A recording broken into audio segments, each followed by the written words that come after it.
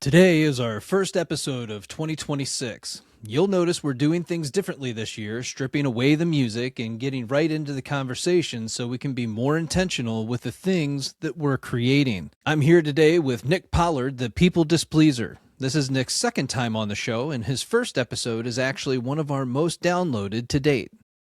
Over the last few years, we've seen a massive push to integrate AI into every part of our lives, often without our consent or even knowledge. It shows up as a benign version of an elevated search engine that's become a best friend for many people who are lonely, looking for relationship advice, and even business coaching. Nick and I are sitting down to discuss how this has impacted our own content and where we're going in the future. Nick, welcome back to the Blueprint Podcast. What I was saying is that in terms of social media, I can start to read. I can see when they've used AI to create a video, even if it's them recording the speak end. And so I've been doing this thing where I'll take a video and I'll transcribe it and then I'll dump it into ChatGPT. I have this kind of running joke with it and I'll say, "Is this you?" And it will say, based on the pattern, "Oh, yes. Yes, that's me." And I ask it how it knows, and it's because human beings don't talk like that. They're messy, their minds wander. Scripting a video is scripting a video, but there's little telltale signs like, that's not this, it's that. That's not accountability, it's blah, blah, blah, dressed up as a chicken or whatever. But anytime I hear the word, then I hear, "This is in theory," I'm like, never. And that really speaks to where we're going into the future here, which is trying to lean more into authenticity. sure. I think I've been guilty of using ChatGPT for a few things, one of which is weight loss. I've managed to lose 20 pounds in the last few months here, 20 more to go. And listen, it's a useful tool. The problem is that people aren't using it as a tool. They're outsourcing their creativity to it. And what we're seeing is that all of the creators are starting to sound the same.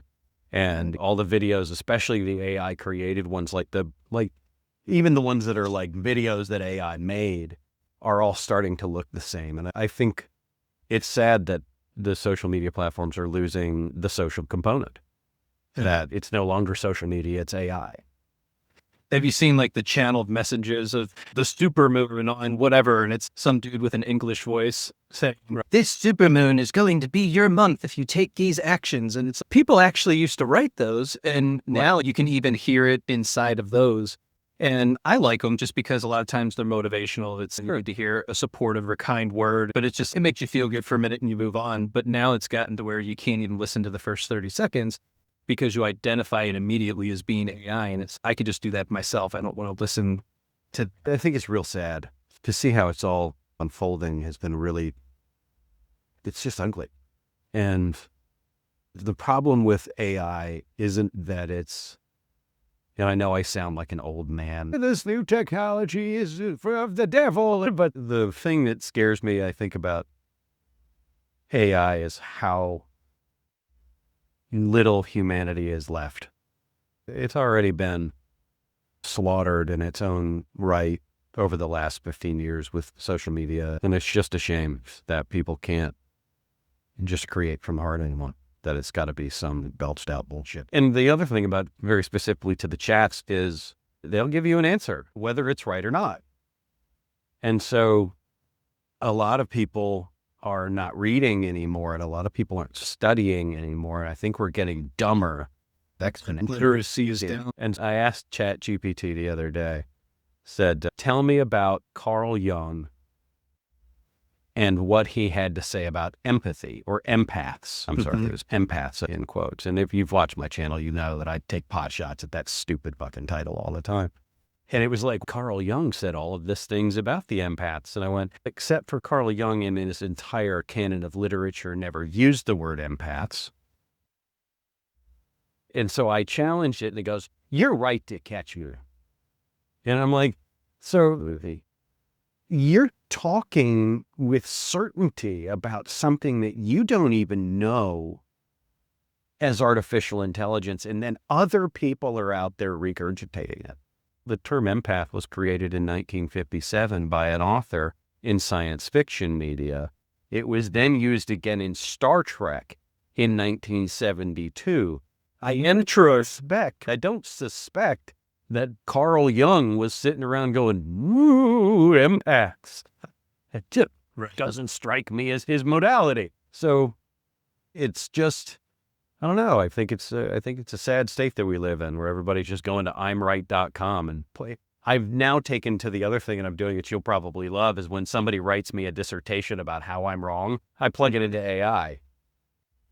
And it will say, yep, that's me. I'm just going to give a response or to find out if what they're saying is AI, because now you're just arguing with AI. And so I choose not to respond. If it's more than 80% artificial intelligence generated, I just don't engage in the argument. I have a boundary around it. Like, going back to authenticity, I'm not going to argue with you because you wanted to plug in what AI has to think. It's not that smart. I love that you take that extra step to figure it out. That's awesome. I don't have it in me. You get so many comments, and if it's not worth spending my time on to answer it to begin with, it's not worth trying to figure out if it's AI or not. So I tend to ignore it. My comments are down, so maybe I'm just too bored. Ooh, okay, so let's talk about that. Why do you think comments are down? Because I've noticed it with my content as well, especially with Instagram. It seems like it's pushing. I create a lot of memes, relationship memes, and those continue to do well, but it's the same 5 that they continue to push. And it's like, those are up over 1 million views, and that's great. All my other stuff, the comments, it's 1 comment or 0 comments. And I don't understand why that's happening. The difference between, is it just because everybody's triggered on the meme and we're going to say 1,000,001 things there? And the take a walk with me stuff just doesn't hit anymore? I don't know. I don't know. My videos are doing okay. I'm getting 20 to 30,000 views on some, but some of my older stuff is doing well. And I think I'm a person that's going to take dogmatic responsibility for just about everything that goes wrong, right? That's just who I am. And so when I think about my social channels, one of the challenges that I've run into is that I was just tired of it. And you get to a place where you've monetized properly, and then it starts to get slippery and it's not fun anymore. And so I was more concerned about getting coaching clients and virality than I was about impact. And I think changing that has been helpful to me. It's going to be a tough year financially, potentially, for coaches, I think. Especially those of us in the high ticket world, might have to be a little bit more aggressive in our targeting, or maybe not. Maybe it's just that we need to take a few less clients and we need to do a bit more work, and that is what it is, right? And so I think what I've noticed, at least in my channel, is that it does perform well when I'm being authentic. Like, there's 2 creators out there that probably bump into you as well. Devin the One, which I really love his stuff. He's really funny. He does 3 years of therapy in 60 fucking seconds, and then he does a thing. He's really great. And now I'm seeing that kind of pneumatic showing up in every other channel everybody's doing. Do under 60 seconds for you non-creative bastard. And then there's another kid, I don't know his name, but he's Higher Up Wellness, which is, I really like him a lot. And his content's very much authentic, very much off the cuff, very in the same way that you and I do it. And he's doing really well. Yeah. And I think both of those guys are really authentic, and they speak from where they're at, not from a place of like, how do I get more followers? And they show up every day. And I think getting back to that has been important. It's whether I win or whether I lose, it'll be fine. If I end up not being a coach at the end of the year because I can't support it, then fine, I'll go start a company doing something else. Right. I think the journey isn't over for you. And I think it just was a reset, but so I think if people are struggling, especially if we're content creators, you're probably struggling because you're focused on outcome, not on impact, and get back to focusing on impact. What do you want to say? Why do you want to say it? What's important to you? If nothing else, if nobody's watching, you have permission to fuck it up. That's a big one, giving yourself that permission to make the mistake and to branch out and try new things. But I went as far as to actually post my metrics from the end of 2024 into 25 on Instagram and TikTok to show just the disparity between those two and what it actually looked like going into January 25.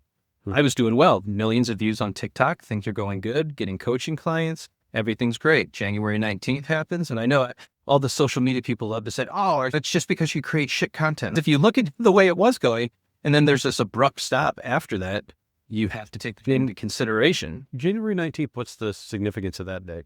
That's when TikTok went dark, and then what it appeared to be was people, especially in the coaching area, started to struggle with views, and they started to notice that their views were tanking. And of course, that went out the entire year. And I have a lot of friends, they have 1 million followers, and they're going through the exact same thing that I was going through as a smaller content creator. Sure. TikTok has stopped growing for me years ago. I will never understand why. And now I'm in a stalemate with you as well. But I don't know. I think you're right to say, I think the world got real tired of coaches. And I think there's also a huge credibility problem in the space. Every 27-year-old who takes a somatic breathing workshop thinks that he or she can tell me how to live my life. And the unfortunate news about being a coach is that it is not a regulated industry, but it's also the fortunate news about being a coach. It's like a double-edged sword. So I think I don't know. I think it's tough out there. I'm not enjoying making content the way I used to. We'll say that. Why is that? Is it because you wish there was more validation or more likes or more comments coming in, or you just lost the love for creating the content to begin with? Or your priorities are shifting, like you've grown away from being the people displeaser. And right. This could be the transition into something new. So I think that's a really valuable thing is I'm probably leaving that brand behind as I go forward with my life. And that may be part of it. I think there may be a part of me that's done with the people displeaser as much as I have wanted it to, or maybe it served me exactly as much as it was supposed to. But I think I've grown as a coach in many ways. I think I've grown as a creator in many ways. And I don't know that the people displeaser is it. I do know. Let's backtrack for a little bit. Tell people where you started with all this and when you started and the why behind it, but then also where you are now and where you might transition into. So that was a joke. When was that? It was 2021. I was in Panama and I'd taken a coaching course, how to launch your coaching company in 5 days. The last one, because I was freaked out. It was like $5,000, and it was $4,997. It was taught by Preston Smiles, and it was awful. It was absolutely terrible. I did get a good contract in the sales pitch out, so that was good. You get something out of every coaching container, whether it's been one or not. But so I had been making videos. And I was irritated at the program because that's all it was. It basically put me in a Lumen for $6,000 that make 5 minutes a day. Thanks. And so I did. Hope this helps. And I did that, and I was irritating, and I did the thumbs up at the end of a video, as it was fuck you. And then somebody said, wow, those are really displeasing videos. And I was like, the people displeaser. And so I changed the name, and the moniker kind of held. It got me on Chris Williamson's podcast. It's taken me to once, just one time. Just the once? Yeah. And hopefully the book gets me back on there. I'd like to do that again. But I think it was valuable for the time that it was valuable. But I think in terms of branding, I do a lot more than just people displeasing. And so I think just my name is probably going to be a new brand. Some variety of that. Blame you. And you have a unique name in comparison to mine. Trying to get the IG handle Jason Smith or any variation thereof. I did ultimately get real Jason Smith. Nice. But now I don't know what to do with it because I'm in this place where my original IG was built off of memes, and that gets me 2 million views a month off the memes. But then people don't go to the caption, which is the next step. It's supposed to be pull them in with the meme, go to the caption, find the take a walk with me videos. That's going to be more regulating. And then find the podcasts where you get more of the information with the people that literally wrote the books on the stuff. It just turned into people come for the memes and then they don't really do much of anything else. On IG, have you thought about putting your videos in the carousel? Yeah, I've seen other people. And then put the video behind it? That would drive that better. Because it always gives the post a second chance. That's true. And yeah. I don't know that it's the right audience. So it's like, The audience, they're there for the entertainment, and they get a little bit of that. They get a little bit triggered, and then they just talk shit about the avoidant in the comment section. So now they're stuck. Now I'm creating the container where people are getting stuck, and they're not willing to then jump out of that container into something else to say, you know what? Actually, avoidants are just human beings. It's goofy. And they have thoughts, feelings, and emotions too, and maladaptive coping mechanisms that we should probably take into account. But that's not what happens in those comment sections, unfortunately. Yeah. I think you're onto something. The videos I'm putting out now are doing fine. I think we have to be patient. And neither of us are particularly good at that. Gotten better. It's interesting because when I've only been doing this for 3 years, and I've had mild success at best, where I've been able to stay afloat, keep things going, pull in some clients here and there, learn a lot about myself in that process. It's much like the book writing process. I talked with several people that are in the process of writing books now, and they find themselves in that position where they're learning so much about themselves. It's pulling all of this stuff out of them. They're like, I thought I healed that. Where is this coming from? I don't even know why this is happening. Why would I even think about that? That was 20 years ago. I'm not even that person anyway. But I'm just like, okay, start recording all of that now. Grab your phone or get an audio recorder and start talking about the way that you're feeling at each of these moments, because it's either going to be great content down the road when you go to release your book, or it's going to be a second book. Sure. Yeah, I'm learning through the process of writing a book that I wrote 2 books, and most of what's ended up on the cutting room floor is very good material. It just needs to be put into another manuscript. Or workbook. Well, maybe it's a lot of stories that I would love to tell that I think are important. So we'll see. But I don't know. I think functionally, as a coach, social media is running its course initially here. I do wonder what's next for guys like you. Because whether or not it's lucrative is irrelevant. I think what's important is that it's fulfilling, and I don't want to fight the machines. Like I'm not interested in that.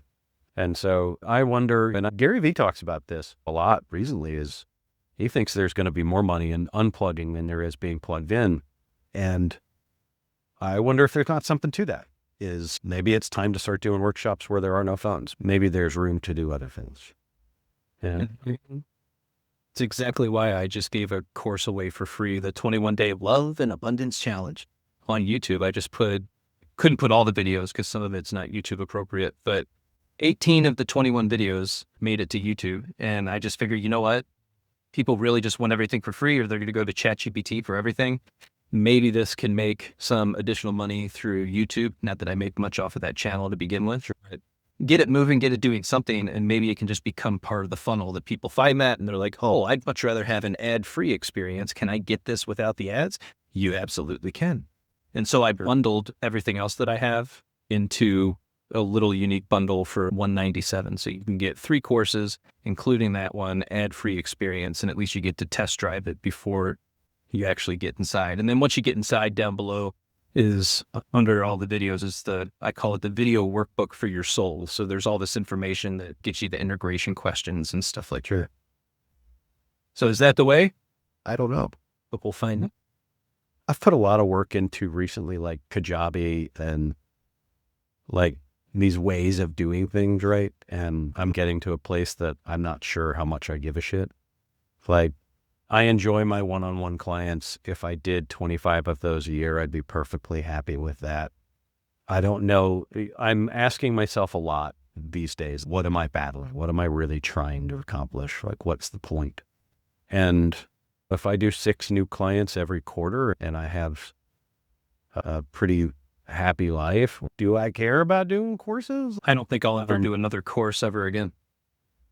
I'm there with you. I'd rather teach workshops. I'd rather teach in person. I'd rather be more plugged in. I had a wonderful client come to town the other day. That's one of the things I do that I love is I've built in a full day intensive with me into my coaching packages. So they just come to Huntington Beach here and we hang out. We drink 0 beers and they go get tacos and we have a really fun day. And I make it that because I feel like it's important to develop a gamut and a coaching relationship. So I really enjoy that part. And I keep thinking about like, well, why do I want to? Number one, marketing courses is hard. Number 2, it's very often not successful. Number three, it's sure it's a natural progression in the pipeline, but do I care? And so I'm in this weird iteration of, I don't know, I give a shit about it. And my book in Penguin's already picked that up. It comes out next year. It'll do fine, I hope. I don't know that it'll be a New York Times bestseller. I think the big thing for me is, how do I pull my audience from Instagram, Facebook, TikTok, and YouTube onto a platform that I own? And so I can communicate with those people and they can know how to find me. And I think that I'm doing that through Substack now, which I'm starting to write there. I really don't know what the next iteration is, Jason. I really don't. It sucks right now, though. And I'm tired of watching content creators that I know are gaming the system winning. So how do you think they're gaming the system? It's hard to say. I know that, like I said, I can tell when the content's written by AI. It has telltale signs. It's not this, it's that. It's always linear in its logical process flow. It's comparative almost always. And listen, I could do that. I could tell it to write me 5 viral videos on People Displeaser right now. And it would, and they would be viral. But I choose not to. And so there's the old adage, if you can't beat them, join them. But I don't want it. I think that's just a part of it. We grew up in the system. We moved as all the technology moved, and we learned every bit of it along the way. We grew up with it, and we know it. We understand it. It was a part of our lives. But we also we didn't come home until the streetlights came on. And so we had this separation from technology all the way through up until early 2000s. And then I can admit that it's like the Facebook coming on scene and it's like, oh, what's this? And you find yourself getting a little more addicted. And then here we are 20 years later, and that hasn't changed much. But I'm in the place right now where it's like we're a bridge of reminding people who we once were, and we're going to pull them back into this more regulated space. And I think, again, the take a walk with me's and then the walks that you do as well, I think they're regulating for people, and that's why they show up and they listen and they watch and they pay attention, because it brings them into that space and teaches them, you know what? Yeah, actually, I do want to pull away from technology for a little bit. And then on top of that, we've got all these people that are living in this world of therapy speak that is stealing their resilience. And I've been so frustrated with that. It's like we take on all these labels and this is who I am. And that's the way it's always going to be. And it's never going to change. And you're going to have to be different to meet me where I am. Sure. What are you doing to meet other people where they are? It's a great question. It really is. There's two weird things that I'm seeing is the therapeutic language is really challenging for me. I'm avoidant. Okay, that's not a life sentence. That's just a way that you show up. I'm a people pleaser. Again, not a life sentence. You can solve these problems. I think people have become very emotionally fragile. Yeah. And that fragility is causing a lot of problems. Moms and dads all over the world being abandoned by their kids is apparently a trend. It's not really a trend. People say it is, but then they don't have any supporting evidence to back that up. Are their kids not talking to their parents anymore? Yeah. Has that been going on for decades? Also, like my father didn't talk to his parents. They were terrible fucking people. Like, this has been going on for a long time. It's just now we've given people a mouthpiece. It's the rise of the influencer therapist. And people aren't actually doing the work. They're just talking about the work. Yeah. And having the language for the work doesn't work. I do like what. Yeah. I feel really smart when I talk about the work, but the work isn't, it's really, if you look at life, it's going to be hard and pain is unavoidable. Like, you're never going to, pain is going to be there, always. So you can choose to wallow in that or not. Right. And so I think by teaching everyone that life is a pathology, we've crippled an entire generation of people. Yeah, life's fucking hard, man. It wasn't easy for me to be here and to build a channel of 1 million people. This was hard ass work, and it's going to probably get taken away from me at some point. If either when I die, it will be over, or I may be at the end of it. This may be the end of my career in social media. It's just legitimate. I'm going to keep creating until I can't anymore. I'm not distraught about it. Like, you curious to see what's next? Maybe being an author is my true calling. Maybe that's the thing I do, or maybe it's public speaking, but I don't really know what's next. And I think it's a cool feeling, frankly, for the 26 is I don't know. I'm okay. I will be okay. Yeah, you did some public speaking last year, didn't you? You had your own event? I did. And how did that go? Awesome. Tremendous. I'm actually quite a gifted teacher in person, and I really love doing workshops like that. Put 15 people in a room, and I will fix some shit with those people. And it's like my favorite is watching people. I love to see the light come up. Yeah. When somebody gets it, that's a really cool moment. And I think the people-pleasing thing has been an interesting thing for me too. I think as I wrap that part of my life up, this is interesting because you never really get past it. It's something you play with forever, but also it's a big part of what I had to do on social media. And so I wonder if it's just time for me to get more real. I wonder if that's just the thing. I don't need the mask of the people displeaser. I wonder if it's time to just be Nick Pollard and be okay. Maybe it's time to just be Jason Smith and be okay. I hate that guy. I wonder what guys like you and I are going to do. You can go back to policing. I can go back to slinging roofing if I want to, or I can start another company, or there's a million ways I can do this. Tony Robbins got famous before social media, and he's still famous today. And by the way, he doesn't really use social media to make that happen. It's a very small part of his business. And for him, it's always been relationships. Right. Relationships and workshops. It's like very early on, he grew himself in all the right rooms by going to the wrong rooms first.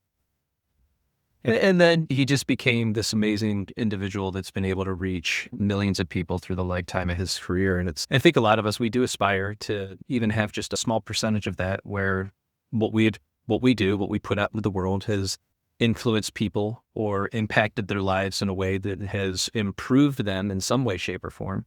And I think that's why sometimes I struggle with social media, because you don't get that feedback. And then when you make a post trying to elicit some feedback, it feels, tell me how good I am. That's not what I'm searching for. I just want to know, one, that you're all human, and two, is this doing anything for you? Because I can easily just go back to doing whatever it is that I was doing and do something different. But if it's actually impacting people's lives, then that's great. That's what I want. That's the whole point.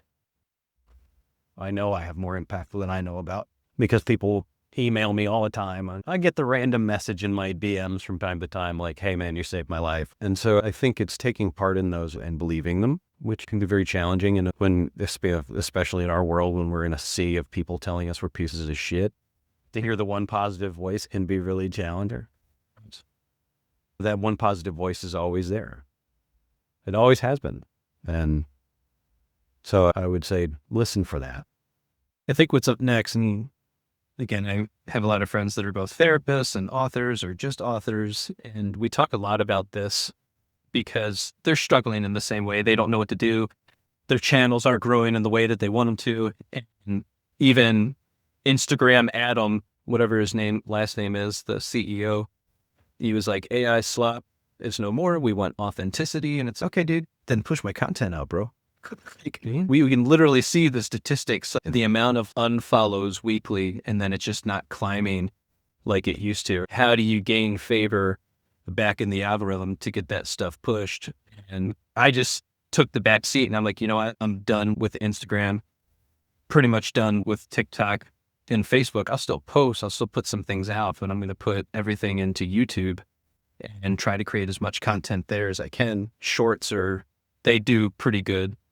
And then ultimately the goal is to get people like us in a room where we do an event together and we cover a variety of topics just because of who we are. All these people are on board for doing an event like that. I think a lot of people are just out there waiting they want somebody to save them out in this content world. Eventually I'm going to get discovered and this amazing thing's going to happen. So no, you actually have to go out and you got to build it. So we have to collect the next group of people that are going to be the thought leaders and then build the product for the people to come and see it, to be a part of theirs. And so I think the workshops are a great idea and a great way of doing that. Yeah, I think you're right. The concept of unplugging I think is the most valuable tool that we have for people. Yeah. Is let's get in a room and connect. Now, not through our phones. I was working with Dr. Glover. I don't know if you've ever had Dr. Robert Glover on the show. A great dude. And I was in one of his men's forums. It's called Integration Nation. I don't make any money live chatting and stuff, but Happy to support him. I'm happy to support Dr. J. But I had offered to throw a, like, how to build your business as a coach, because I'm one of his coaches, right? And he has all these other coaches. And I was like, and maybe as a certified coach, it would be helpful for me to teach other people how I sell high ticket items. And then maybe we could do like an Instagram thing. We could do a TikTok thing. Like we could get together and we could compare notes, and Dr. Glover could come and he would learn something, and the community everyone would volunteer to teach their kind of area of expertise. And I posited this out to the group and they're like, why don't we do it over Zoom? And I'm like, that's fucking stupid. Because it's lazy. That's why. And like, we've gotten to, and this dude, he said it, I was like, because you know what? You do it over Zoom. I'm not interested in it. So I can get on another phone call and not make any friends. Zoom is killing our world. Instant gratification where I could just have a meeting like you and I are doing right now all the time with anybody. It's killing our world. And that's why I make a requirement of my coaching clients that you have to meet the info. I will make only the rare exceptions. Like if you're in the Australian continent, maybe you don't have to fly to California. But even then, you're going to spend 4 hours with me on the phone for the first call. We're going to get to know each other. You're going to hear my story. I'm going to hear your story. And that's what we're missing in the world. People aren't telling your stories anymore. They're telling factoids. Yeah. I think if you want to have fun making social media, start telling your story. And maybe it'll hit, maybe it won't. Maybe you're boring. I don't know. I started doing this thing where I get up before I go and I post. I just visualize who I want to have the impact on. Very often it's my shadow.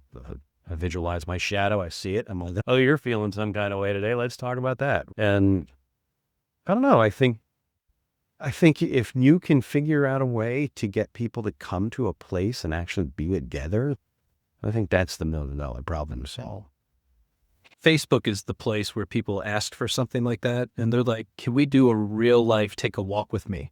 Where they have the rucksack and we get together. My ultimate goal is to have enough money, to have some land, have some, we'll call it glamping, because why not? Mm-hmm. But then invite people in my network to host the retreats in the space for 3 days at a time. That's the goal. And then partner with somebody locally that has horses where we can do some equine therapy as well. Bring them to the land. And I think that's like the big dream. It's not completely thought out, but that's the gist of it. And I've got a background in culinary arts. I can do all the food. Those are things that don't bother me. I used to do magazine style food in Chicago.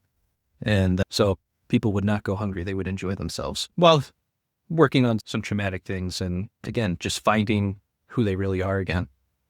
I think that's awesome. But you got to get there. It takes X amount of dollars to make that happen. And so if that stuff isn't coming in, then, you know, I personally haven't seen a path to make that happen for myself. I think I would love to. I think if the path is there, I think the path is scary for you. I think there's a lot of risk in that. I think there's a big risk if they're required in that path. I think a lot of people are standing in their own way, though. But I hear what you're saying. I really do. I think getting together in person, we need to stop before it's too late with just connecting over Instagram and just connecting on Facebook. I do love the Facebook crowd. You're right. But they're always the ones that are like, I'd love to come take a walk with you. Why? So to what end? I'm usually out here talking to myself like a psychopath. Do you find that Facebook is the more negative of all three mediums? Oh, dude. I think it depends on the video and the season. Because there are literally just like seasons where they're just giving love and it's great. It's awesome. People, they're in there, they're commenting, they're even sharing some advice. And I always push for them to give advice. Somebody makes a huge statement. I'm like, that's awesome. Thank you for sharing. But what advice would you give to somebody who's going through the exact same thing that you're going through? So it's inviting more of the conversation and getting them to do the advice versus me always sitting there answering everything. And then there's just other times, man, you make a post and everybody climbs on the bandwagon if you're a piece of shit. Oh, simplest thing, you're responsible for being happy. So it's almost always it's a post about when I say something around your trauma, it is inevitably your responsibility to resolve. Like you have to do it. And so that's usually, You've never experienced trauma, Nick. yeah. You Not have gone through anything in your whole life. No, You're not supposed to look like the things that you've gone through for the rest of your life. That's not right. It's not how it's supposed to be. That's all. Right. That's why I am who I am. But universally, that's when I get called a narcissist. It's always narcissist. So it's, Didn't you see 20 videos today that said how to spot a narcissist? yeah, the red flag videos. It's always, everybody's always talking about the red flags. It's just they're never talking about the ones they ignore. And The big statement I always like to make is I want you to learn to know and trust yourself, right? And your discernment. If you can do that, now you're probably going to be really keen on spotting people that you just don't want to be around. And you don't have to call them a narcissist. You don't have to call them an avoidant. You don't have to call them a sociopath. You don't have to go down any of those roads. You can just say, I don't like this. Peace out. This is not good for me because I recognize what's good and what's not good for me. And I'm not going to entertain this. And then you get it with, yeah, but they're so cute. Yeah, but they're so handsome. Yeah, but they have money. Yeah, but they got a job. Yeah, but they got a car. Yeah, but they take me to Dubai once a month. Then you're actively choosing it. Like you realize that, right? yeah, it's the old adage, what you don't change, you choose. Man, I think the world is changing. It is. Whatever it's going to be, it's going to do. So the other part I wanted to talk about was getting tired of telling your own story. Because you mentioned sharing more of your story. And I've shared a lot of that. And Sure. get to a point where it's just, I don't want to, I'm tired of talking about it. And it's the same thing with these online groups. Like people get in the narcissist group, they get in the attachment group, they get in the avoidant group. And it's great at first because you're healing, you're sharing your story in these groups, and that's awesome. Good for you. You found a group of people that can share your experience a little bit, and you know you're not alone, and that's awesome. But then 365 days go by of you in that group constantly talking about your experience. And that rewires your brain, man, to become stuck in that moment in time of your life. And you never really grow beyond that experience. And you get more angry and resentful and filled with contempt. And eventually you have to get tired of telling your story. Set yourself free. Yeah, but if you do that, Jason, then what are you going to blame for you not getting what you want? There's always something to blame, is there not? I think it depends on where you're telling the story from. If you are examining your scars like hieroglyphics, trying to create the future from that, then you're probably going to end up in a worse place than you're in. But if you're telling the story from a place of acceptance to help other people, I think there's value. And something I've long hated about our particular career path is how often I have to repeat myself. And so much so that I've now pulled the list of every one of my videos that's done over 95,000 views. There's about 70 of them. And I'm just going to remake them. Oh, nice. And I'll just do that once a month. Interesting. Because what people want to hear, what I've realized is that people don't need to be taught, they need to be reminded. And so I'm going to remind them. And I don't love making that kind of content, but saying the same shit over and over again is inevitable what gets you more follow. And maybe changing my name, maybe walking away from People Displeaser brand, sure. Maybe that will have an impact, but maybe it won't. And I'm not sure I care. I think the big thing is I need to take the videos I know do well. I need to play with them a little bit and just re-record them and just do it over and over again. Look at Gary Vee. He's saying shit all the time. There's no variance. If you really look at the content creators that are doing huge shit, that are doing big numbers, they're saying the same thing over. And so Here's my issue with that is, to me, that then starts to become manipulative, because now we can say, oh, but it's just branding and it's just putting out the videos that people want to hear. But the same thing of being in that closed Facebook group about narcissists or whatever your flavor is. And you find yourself just constantly consuming the same thing over and over again. And sure, You're supposed to be a guide. You're supposed to take you from one place to the next place. And I want you to go from here to there and finally release yourself from this mental prison that you're in so you can feel empowered, so you can feel like you have a life, that you have a future, that you can attain your goals, that the things that you want and that you desire are attainable in your life. That's the whole point of creating this type of content. If you're watching the content and you're paying attention and you enjoy it, take the next step. Don't be afraid to do that. Like, we're giving you the permission to take the next step and empower yourself so that you're not somebody that gets breadcrumbs by other people. To make that transition, to make that shift, to recognize that you are accountable to you, and you didn't get duped, you didn't get fooled. At some point, you have to recognize that you're actively choosing the thing that you keep repeating. I forget which book I was just reading that mentions this. Oh, you know what it is? It was called The Tools. It was a Phil Stutz book. I don't know if you've read that one. It's wonderful. But he talks about how if you just consume information and learn to regurgitate it, you never change. And there's a difference. So in this book, it's called The Tools. And in reading that kind of final idea in his book, I was like, well, that's interesting. What if I just took this year and studied only 3 books? Rather than trying to read 52 new books a year, I try and read one a week or whatever. Everybody talks about how we should always read another. Maybe I'll read one new one a month that isn't personal. And then I'll just focus all of my energy like a laser beam on this one, The Road Less Traveled, and Atomic Habits. You definitely retain more of the information. I retain more of the information, but you're then forcing yourself to not be a consumer, because to consume this is to read it once. To adapt this means to read it hundreds of times. Like I would wear this book out in a year. Right? And so I wrote my book as a way of, in the same way that they did here. It's got exercises. I want you to study it. I want it to hurt. That's what the book is built for. But I've been very interested in what would be conceptually what would change if I said, okay, I'm going to not consume knowledge. I'm going to integrate it only, which means I would probably need to read this book 6 more times. And then if I look at The Road Less Traveled, probably the #1 personal growth book from the 70s, I think it was the 70s anyway. Scott Peck wrote that one.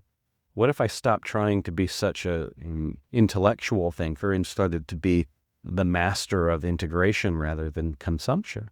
And so I think that's what we see in our channels is people are now consuming knowledge in a way to sound smart, but they're not doing anything about it. And that's why you and I get frustrated. Is like, why do I have to say the same shit over and over again? It's the same reason we used to have to send 6 pieces of direct mail to get somebody to bite on a mortgage.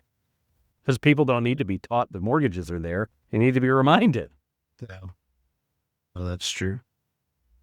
I think there's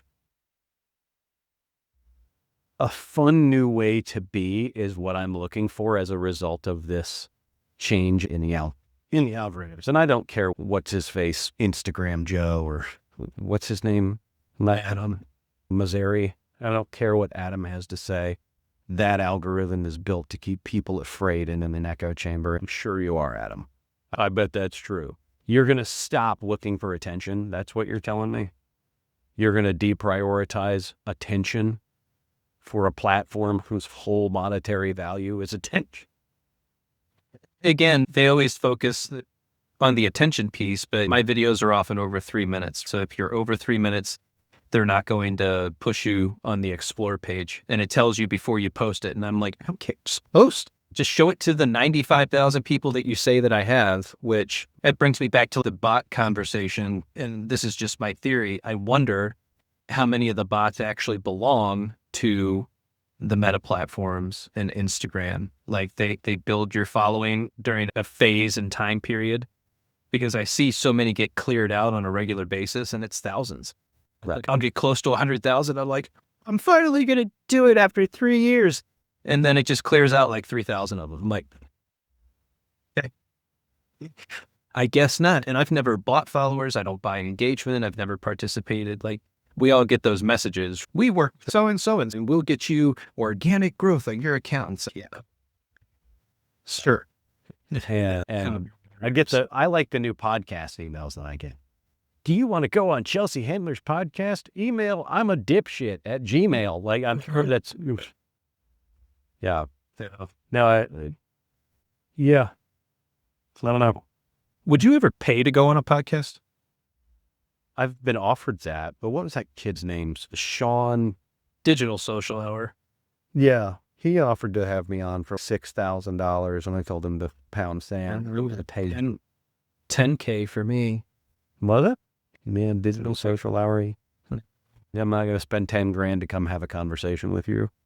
Or the people that say they have 1 million followers, and then after you do the podcast, they hit you with, we can get you posted on our account with 2.1 million followers for $1,500. I'm like, no. Right. I'm good. I don't think so. I get more views than you do. It's okay. Yeah, I love the ones that are like, I can get you more followers, and they have 1,500 people following their stuff. And I can't. No, you can't. If you could, you would. I don't know. I think the landscape is weird. I don't know. We keep coming back to this idea of what is AI and what isn't, and what's it going to do and what won't it do. Yeah. I struggle with it. Whatever it is, I'll find it. If I take responsibility for the fact that I am in an AI-generated world right now and I want to do it my way, I need to really ask myself, what does it mean to do it my way? I think we're the rebel alliance in all of this. I've seen what it's done to people in their own thought process because they're not global thinkers to begin with. So they get stuck in an echo chamber that is their own mind and not realizing that these AI models are just regurgitating more of themselves back to them. And they get into that state of hallucination. And it's, see, I knew I was right. And it's like, you're going to ask the narcissist. And it's just, oh, see, I knew it. See? See? I told you. Good luck. I don't know what to tell you. You're going to find out on the hard road on what that to yield for you in the long term. We need to get back together. We need to get back to being human and connecting and being co-regulators and spending actual time together face to face. I'm with you. I've struggled with the idea of doing courses because I for that same reason, I feel like they're just a cash grab. Yeah. I feel like it's just another way for people to make money. And listen, I don't begrudge people that, but I don't know that what I teach can be taught in a course. I don't know that I can, because it's not sitting down and journaling in a notebook about what are my 3 goals for the year.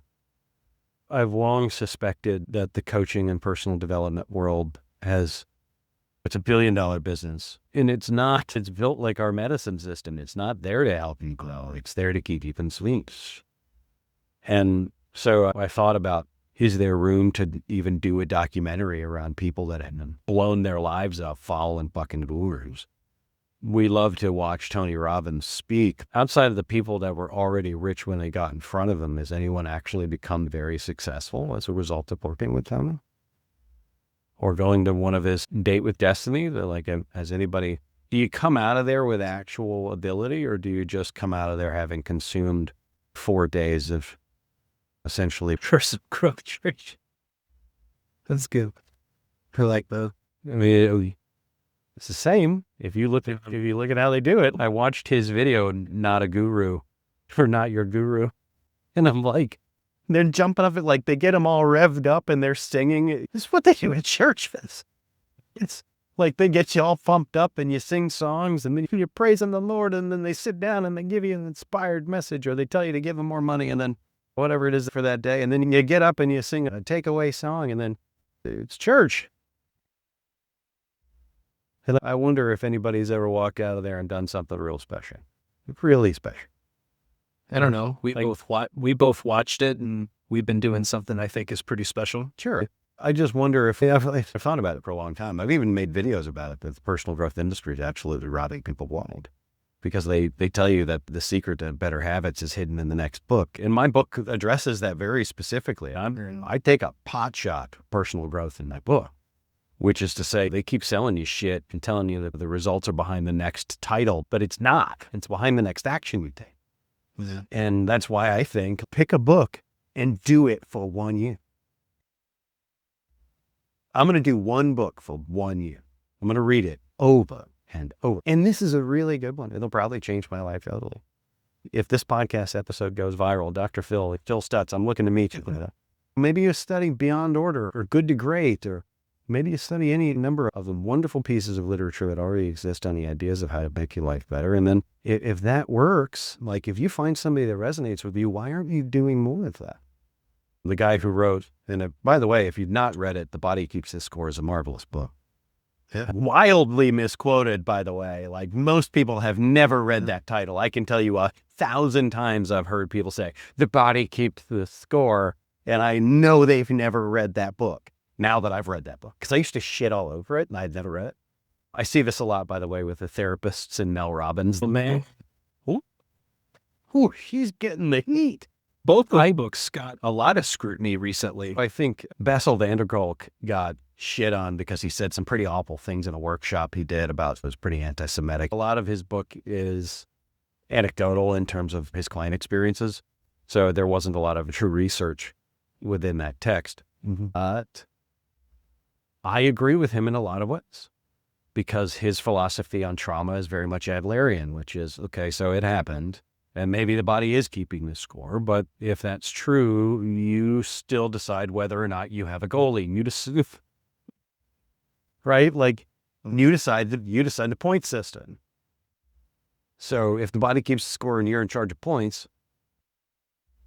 the consumption of knowledge has become the order of the day rather than the implementation. And so when you look at the body keeps the score, if I punch into ChatGPT right now, tell me that I'm right based on the body keeps the score, it'll go, sure. Here's all of the anecdotal evidence that suggests that. And then if I say, now tell me I'm wrong, it will do that too. But I think it's intellectual laziness is the pandemic of the day. Where even, people that are getting millions of views online talking about Mel Robbins' book, which I've not read. I'm sure it's fine. I don't like Mel. Her voice is annoying for me. I listened to it. How is it? That was my book for the dog park for a while. A big motherfucker. Big ass book. Yeah. It was fine. Again, the whole thing is, if they're going to do this, then let them. And it's, no, I hear you. Sure. But it's called having goals, values, standards, discernment. These are all things that, again, all these people, they position themselves as having all the answers. And it's just like, that's in the Bible. I pray everybody in the personal development space is regurgitating the Bible in different ways. And I don't even know that most of them know that they're doing it at the end of the day. So if you need a book, guys, spend a year with the Bible and you'll discover some things. Sure. But this idea, just let them be whoever they are. No kidding. Of course, you want people to be who they are. The question becomes, can you tolerate it? Can you accept it and still remain in relationship with them without it pulling you down or pulling you out of your own alignment? Most people that shit on that book haven't read it. The same thing was true about it. And listen, I was guilty of the same thing with regard to van der Kolk and The Body Keeps the Score. But now I've read it, and on most everything, he and I agree. I will say on Let Them, there was apparently a poem from another creator. Oh, yeah, I saw that called too. Let Them. And so I think a lot of the flack is coming from that whole thing. And as far as I know, there's been no acknowledgement that had any role in the creation of the book. So who knows? I think Mel is possibly one of the best marketers that's ever come through our space. Yeah. And it's made a lot of people angry at her. It's made her very rich. And more power to her. I don't know that my book will do as well. If it sells 20 million copies, you and I will be having a very different conversation. I'll be opening the facility for you, buddy. But I don't know. I think that's why we have to repeat ourselves. I'm playing with this idea, as you and I are talking about it, this notion of consumption. And the way you get people from consumption to adaptation and from adaptation to integration is probably saying the same shit over them. When you think about what moved the needle for you as an individual, I look back at just how many notebooks I have laying around the house. Oh, God, yeah. And that was really the greatest tool for me, was to gain command over my thoughts, which led to my emotions and feelings and all these other things. Sure. And you grow in your confidence level because now you really do truly know who you are as a person, and you accept that. And so it's that self-acceptance that you gain from doing that. And people are like, oh, but it's just journaling. It's like, yeah, but it definitely grows into something much greater, especially when you're using things like Marcus Aurelius. I use this as a devotional. As I read it, I'm writing my own thoughts that pop up for me. And I do the same thing with the Bible and other books, but it's, again, you're gaining control and command over your thoughts. And I think that's where a lot of people struggle, because they're in a loop, they're in a pattern, and they can't get themselves out. And I can see why repeating the information may be beneficial, because you do need to hear it a bunch of times before it sticks. A friend of mine said this to me because I've been irritated with content creation. Well, this is actually really a helpful conversation. Frankly, I hope somebody hears this and does something with what we're talking about, because I think there's something to it. I think you and I probably needed to have this conversation. I may be right about this. And it may be that us getting real about the fact that making content is boring and it's not real exciting. And it might be that content creation's just fucking boring. So the other part of it is, I don't know about you, but I do everything myself. So I do the podcast, I'm doing coaching, I'm doing content creation, the whole 9 yards. And I don't know that people know what goes into the actual creation. It's not just pick up your phone and make a video. That can work for some people. But when you're as ugly as I am, you need some filters, and you need to cut the video a little bit and speed it up and put everything in there. But I wouldn't say that it's boring necessarily, but I feel like I'm stuck, like I'm not growing as fast as I would like to as a person, because I am talking about the same things all the time. And there's a lot of other topics that I would love to bring in. Right. Introduce people to, because that's a huge part of who I am in my life and what I do. And instead, I'm like the attachment guy that goes for walks, and I'm regulating for people, which is fine, but I'm also not a therapist. Don't claim to be, don't want to be. I could have gone for 2 more years of schooling. I already have a master's. I don't need another one. So cured with that. I didn't want to be the attachment guy. I wanted to be the person that gets you to the place where you can take your power back away from the things you give it away to so freely. And so to get you to notice, to get you to observe, to get you to acknowledge like who and what and where you actually are as a person. So here's a challenging question. Are you willing to do that at the cost of doing content that you already know works? Yeah, I've already done it and I paid the price. You watch views go down. But again, when you look at metrics, I look at TikTok and it's like views were way up here. As soon as January 25 hit, they shoot down and then they stay straight across the entire time. I don't think that speaks to the content. I think that speaks to the platform, since everything was up in the air. Are they selling it? Are they not selling it? Is Oracle going to get it? Are they going to do anything with it? Is there going to be a new app as of January 22nd this year? TikTok has not been a driver for my business for a long time. TikTok is. TikTok Is it? Live. Yes. Really? I spend a lot of time on live. Have you thought about doing these live? I was going to ask you earlier if you wanted to do it live. I have no problem doing them live. It's just, Yeah, I'm happy. when you get authors and stuff like that, they don't tend to want to do things live because they want it to be edited. And it's not saying anything about who they are as people or anything like that. It's just some people get a little bit more nervous or whatever. I'm happy doing live. I love doing it live. And that's actually the next step in my content creation journey is...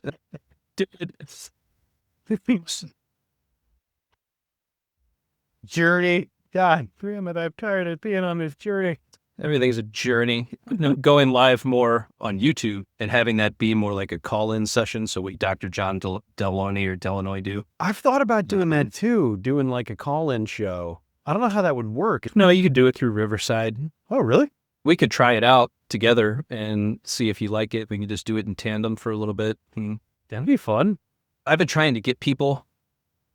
Dude, I would do that all day. We all have a lot of content creator friends, and the problem is they all want to do their own thing. If you invite them to do something new or something different or something, this is weird. It would be awkward at first. Definitely a growth period with it, but I think people would love the ability to call in, ask a question. It goes for an hour. It doesn't have to go any longer than that. And then Sure. I think it's a great idea. I would have a hell of a lot of fun doing that. Frankly, I'm excited about it. I think getting other creators to collaborate with you is a real pain in the ass because we're such a individualistic community. And I think it's Like, I'm not stealing anything from you. You're not stealing anything from me. If anything, we're using our audiences to expand. People are going to find you. They're going to love you, and they might like you more than they like me. And that's great. Good. That gets you more clients. And then vice versa. a call-in show for that'd be fun. I would do that. I would have fun doing it. Well, let's give it a shot and see how that goes. I think we've learned some things today, my friend. I think my big takeaway from our live coaching call as we coached each other today was probably I just need to recreate the content that I know works. Yeah. I need to do the things that I know work and let that be real, because it is true that to make a living in this business, to do this business well, you have to say the safe. Literally, we've just talked about Mel Robbins, who says let them in every podcast I've seen her on in the last 6 months. Yeah. Let her. It's true, but we started this podcast with, Nick, I don't really want to talk about people pleasing today. I would like to talk to you as a human being. And that's where really for me with the podcast where I'm going is I don't want to have the same conversation you had with whoever's podcast you just went on. I want to do something different and bring more of that human element in of what's challenging you and what are you going through right now? And it's not everything is woe is me. Tell me about your win. We want to hear about that stuff too. And I think that's going to be far more inspiring to people as time goes on. Again, it's like share your story. I get that. And that's an element of all of this, but then branch out in the podcast as well of you're a human. Yeah. You have a life. That's cool too. Sure. Let's hear more about that. I like it. Let's hope so. Cool. Let me know when you want to do the call-in show. That'd be fun. And just whatever, dude. I'm open. With the way the metrics looks, it's noon Central Time for me is when people would be live. Okay. And then I don't know, we can't put it on both of our YouTube channels at the same time, I don't think. No, I think it's a fun idea. Let's think through that. And in the meantime, buddy, it was good to see you. And thanks for having me on the show again. And we'll talk soon.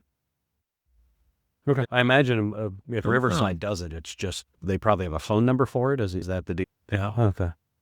I think that's it. I haven't done it. I haven't used it yet, but I know that's the path I want to take.